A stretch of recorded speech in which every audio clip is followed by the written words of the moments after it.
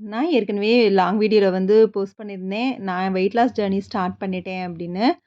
So இந்த தடவ weight loss journey கொஞ்சம் ஸ்ட்ரிக்ட்டாவே வந்து ஃபாலோ பண்றேன். அதுக்காக டயட்ல ரொம்ப வந்து கண்ட்ரோல் பண்ணி இது சாப்பிட மாட்டேன், அது சாப்பிட மாட்டேன்னு இல்ல. எனக்கு புடிச்சத நான் செஞ்சு சாப்பிட்டுட்டு, அது மூலியமா வந்து வெயிட் லாஸ் பண்ணிக்குவேன். இது மூலியமா நம்மளுக்கு வந்து ரொம்ப வந்து டெம்ப்ட் ஆகாது. இது வந்து வெயிட் லாஸ்ல இருக்கிற மாரியும் தோணாது. பட் இந்த தடவ மறுபடியும் நான் வந்து ஒர்க் அவுட்டோட ஸ்டார்ட் பண்ணியிருக்கிறேன். இடையில வந்து கொஞ்சம் டயட்ல மட்டும் கொஞ்சம் கான்ஷியஸா இருந்தேன். பட் ஹெல்த்தியாவும் எடுத்துக்கிட்டு தான் இருந்தேன். பட் இருந்தாலும் சில நேரங்கள்ல என்னால வந்து அவாய்ட் பண்ண முடியாம வந்து ஓவர் வெயிட் வந்து இன்க்ரீஸ் ஆயிருச்சு. ஒரு 8 கேஜி அளவு. ஆல்ரெடி வீடியோலயே சொல்லியிருக்கிறேன்.